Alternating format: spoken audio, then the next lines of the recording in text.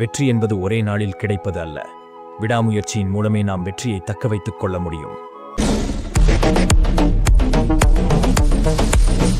மலைகளால் சூழப்பட்ட அழகிய கிராமம். அருகில் ஓடும் ஒரு பெரிய ஆறு.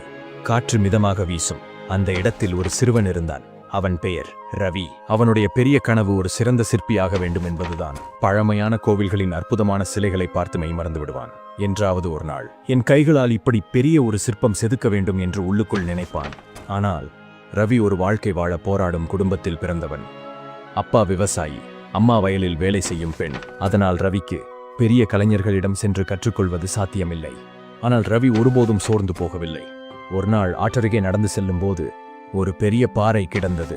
அது கனமானது, ஆனால் அத்தனை அழகாகவும் இருந்தது.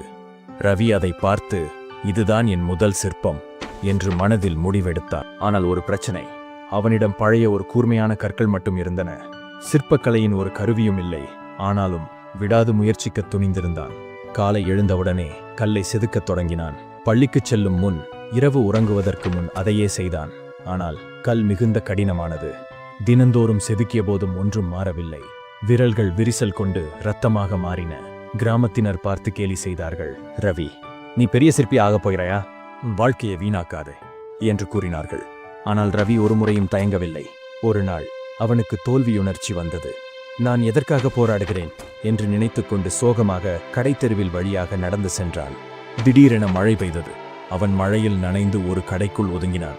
அது ஒரு பழைய பொருட்கள் பழுது பார்க்கும் கடை. அங்கு ஒரு முதியவர் இருந்தார். அவர் ரவியிடம் எதற்காக மிகவும் சோகமாக இருக்கிறாய் சிறுவனே என்று கேட்டார். ரவி அவனுடைய கதையை கூறி வருந்தினான். முதியவர் ஒரு சிறிய சிரிப்புடன் அவனை பார்த்தார். பின்னர் தனது மேசையின் கீழிருந்து ஒரு பழைய தூசி படிந்த விளக்கை எடுத்தார். இந்த விளக்கு ஒரு காலத்தில் எனக்கு பெரிய செல்வம். இது எனது இருளான வழிகளில் வழிகாட்டியது. ஆனால் ஒரு நாள் அதன் ஒளி மங்கியது. அதை நான் அப்படியே விட்டுவிட்டேன். ரவி ஆவலுடன் விளக்கை ஆய்வு செய்தான். அது பழுதாகி அதன் கண்ணாடி முறிந்து அதன் திரி எரிந்து விட்டது. அதனால் இது இனி பயனற்றது என்று அவன் குழப்பத்துடன் சொன்னான். முதியவர் சிரித்துக்கொண்டு கூறினார், நானும் அப்படித்தான் நினைத்தேன். ஆனால் ஒரு நாள் எனக்கு புரிந்தது. விளக்கு என்னை கைவிடவில்லை. நான் தான் அதை பராமரிக்க தவறிவிட்டேன். நம் கனவுகளும் இதுபோலத்தான். நாம் அதை எரிக்காத நேரத்தில் அது மங்கிவிடும். உலகம் அதை நம்பாவிடில் பரவாயில்லை. ஆனால் நீ அதில் தீபத்தை தொடர்ந்து ஏற்றினால் ஒரு நாள் அது ஒளிரும். அந்த வார்த்தைகள் ரவி மனதில் தீயாக பற்றிக் கொண்டன.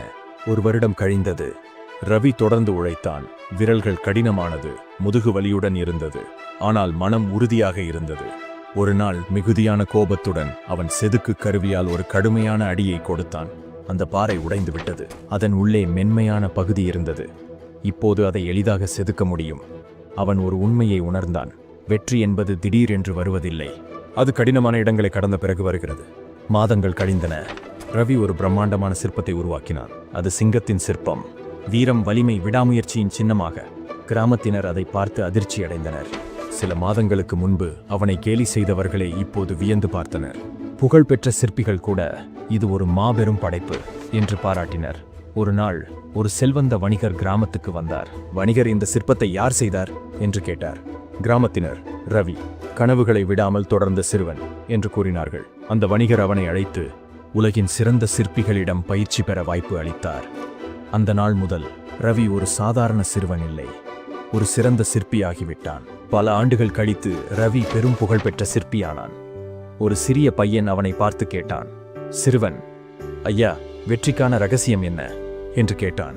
ரவி சிரித்துக்கொண்டு கூறினான், ஒரு கல் சிலையாக மாற பல ஆண்டுகள் தேவை. அதை செதுக்க சில மாதங்கள் தேவை. ஆனால் அதை வெற்றி பெறாமல் ஒரு செயலை விட்டுவிட ஒரு நொடி போதும். நீ உன் கனவை எப்போதும் விடாதே. அந்த நாளில் புதிய கனவுகள் பிறந்தன. தோல்வியை கண்டு பயப்படாதே. வெற்றி பெறும் வரை முயற்சியை விட்டுவிடாதே. இதுவே வாழ்க்கையில் வெற்றிக்கான ரகசியம். நண்பர்களே, இந்த கதை பிடித்திருந்தால் ஒரு லைக் செய்யலாமே.